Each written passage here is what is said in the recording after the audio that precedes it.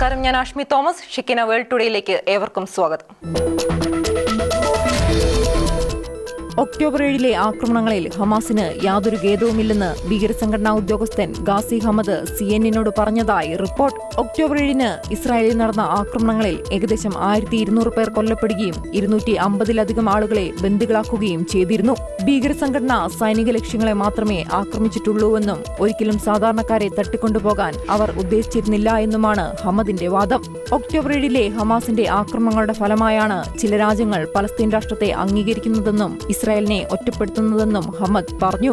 ഗാസയിൽ കൊല്ലപ്പെട്ട പലസ്തീൻ സിവിലിയന്മാരെക്കുറിച്ച് ചോദിച്ചപ്പോൾ രക്തസാക്ഷികളെ ബലിയർപ്പിക്കുന്നതിൽ പലസ്തീനികൾ അഭിമാനിക്കുന്നുവെന്നായിരുന്നു ഹമദിന്റെ മറുപടി. ഇസ്ലാമിക തത്വങ്ങൾ അനുസരിച്ചാണ് ഗാസയിലെ ജനങ്ങളോട് പെരുമാറുന്നതെന്നും ഭീകര നേതാവ് പറഞ്ഞു. പലസ്തീൻ രാഷ്ട്രത്തെ അംഗീകരിക്കില്ലെന്ന ഉറച്ച നിലപാടുമായി ന്യൂസിലൻഡ്.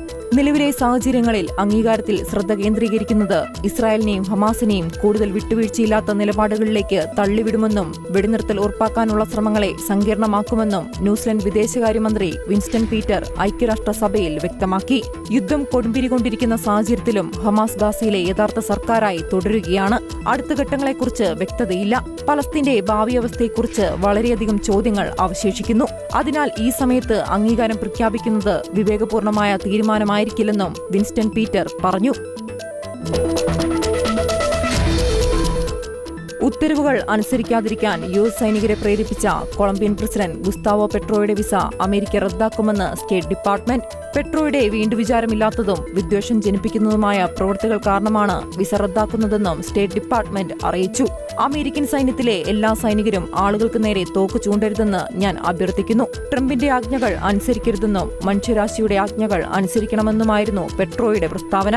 ഗാസയിലെ വംശഹത്യയിൽ US നേതാവ് പങ്കാളിയാണെന്നും കരീബിയൻ കടലിൽ മയക്കുമരുന്ന് ഓടിക്കുന്ന ബോട്ടുകൾക്ക് നേരെയുള്ള US മിസൈൽ ആക്രമണങ്ങളിൽ ക്രിമിനൽ നടപടികൾ സ്വീകരിക്കണമെന്നും പെട്രോ UN-ൽ പറഞ്ഞിരുന്നു.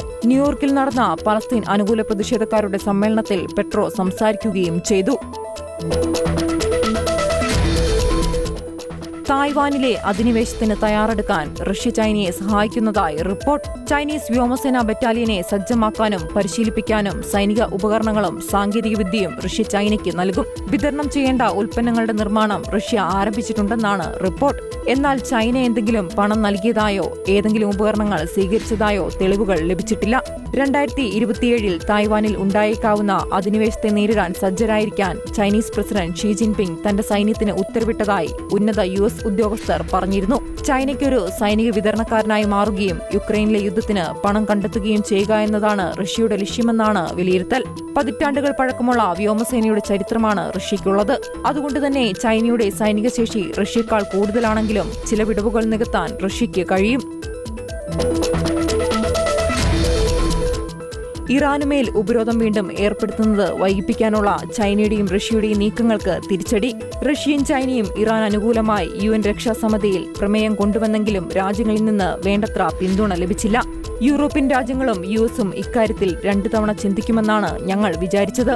ചർച്ചകളിലൂടെയും നയതന്ത്രത്തിലൂടെയും പ്രശ്നം പരിഹരിക്കുന്നതിന് പകരം ഭീഷണിയിലൂടെ ഇതിന് പരിഹാരം കണ്ടെത്താനാണ് അവർ ശ്രമിക്കുന്നതെന്ന് റഷ്യൻ അംബാസഡർ ദിമിത്രി പോളിയാൻസ്കി വിമർശിച്ചു.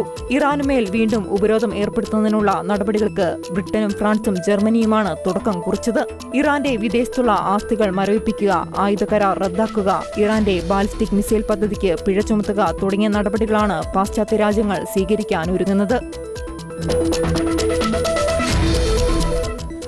ഐക്യരാഷ്ട്രസഭയുടെ പൊതുസഭയിൽ പാകിസ്ഥാൻ പ്രധാനമന്ത്രി ഷഹബാസ് ഷെരീഫിനെ കടന്നാക്രമിച്ച് ഇന്ത്യ.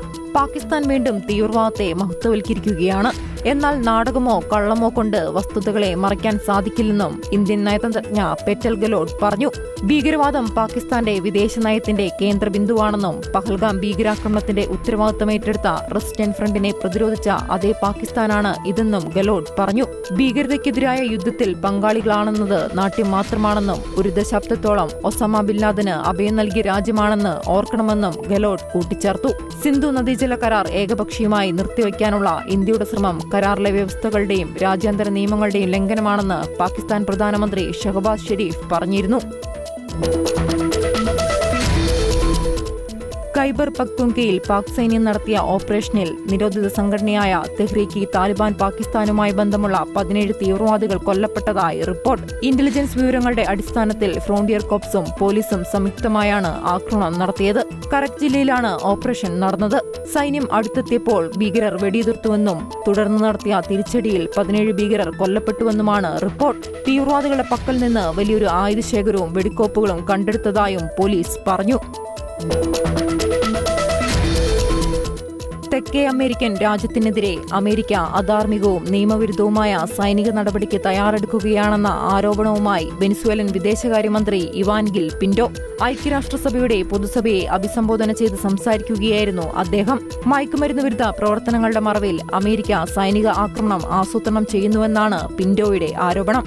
അമേരിക്കൻ നടപടി കരീബിയൻ മേഖലയിൽ സംഘർഷം രൂക്ഷമാകുമെന്ന ആശങ്ക ഉയർത്തുന്നതായും പിന്റോ പറഞ്ഞു. കരീബിയൻ പ്രദേശങ്ങളിലും ദക്ഷിണ അമേരിക്കയിലും യുദ്ധം കൊണ്ടുവരാനുള്ള ഈ ശ്രമത്തിനെതിരെ ശബ്ദമുയർത്തുന്ന ലോകമെമ്പാടുമുള്ള സർക്കാരുകളോടും ജനങ്ങളോടും തന്റെ രാജ്യം നന്ദിയുള്ളവരാണെന്നും അദ്ദേഹം പറഞ്ഞു. വെനിസ്വേലയുടെ അളക്കാനാവാത്ത എണ്ണ, വാതക സമ്പത്ത് എന്നിവ കൊള്ളയടിക്കാൻ ബാഹ്യശക്തികളെ പ്രാപ്തരാക്കുക എന്നതാണ് US നടപടികളുടെ ലക്ഷ്യമെന്നും പിന്റോ വ്യക്തമാക്കി. UK-യിൽ ജോലി ചെയ്യുന്നതിന് ഡിജിറ്റൽ ID നിർബന്ധമാക്കുമെന്ന് പ്രധാനമന്ത്രി കെയർ സ്റ്റാർമർ. നിയമവിരുദ്ധമായി കുടിയേറ്റം തടയാനുള്ള പദ്ധതികളുടെ ഭാഗമായാണ് പുതിയ നീക്കം. വ്യക്തിയുടെ പേര്, ജനനത്തീയതി, ദേശീയത, ഫോട്ടോ എന്നിവ ഉൾപ്പെടുന്ന ID ഫോണിലോ ഡിജിറ്റൽ ഉപകരണത്തിലോ സൂക്ഷിക്കാവുന്നതാണ്. വ്യക്തികൾ ID കൈവശം വയ്ക്കുന്നതും ഹാജരാക്കേണ്ടതും നിർബന്ധമാകില്ലെങ്കിലും UK-യിൽ ജോലി ചെയ്യാനുള്ള അവകാശം തെളിയിക്കുന്നതിനുള്ള ഒരു മാർഗമായി ഡിജിറ്റൽ ID നിർബന്ധമാക്കും. ഡിജിറ്റൽ ID സംവിധാനം രാജ്യത്ത് നിയമവിരുദ്ധമായി ജോലി ചെയ്യുന്നവരെ കണ്ടെത്താൻ സഹായിക്കും. അതിർത്തികളെ കൂടുതൽ സുരക്ഷിതമാക്കാനും സേവനങ്ങൾ അതിവേഗത്തിൽ ലഭ്യമാകുന്നതിനടക്കം ഗുണം ചെയ്യുമെന്നും സ്റ്റാർമർ വ്യക്തമാക്കി. രാജ്യത്തിന്റെ ആണവശേഷി ശക്തമാക്കാൻ ഉത്തര കൊറിയ. ആണവ പദ്ധതിയെ പിന്തുണയ്ക്കുന്നതിനായി എല്ലാ വിഭവങ്ങളും ഉപയോഗിക്കണമെന്ന് ഉത്തര കൊറിയൻ നേതാവ് കിം ജോങ് ഉൻ നിർദ്ദേശം നൽകി. ഉത്തര കൊറിയയിലെ ആണവായുധ ഗവേഷണ സ്ഥാപനങ്ങളിലെ പ്രധാന ഉദ്യോഗസ്ഥരുമായും ശാസ്ത്രജ്ഞരുമായും കിം കൂടിക്കാഴ്ച നടത്തി.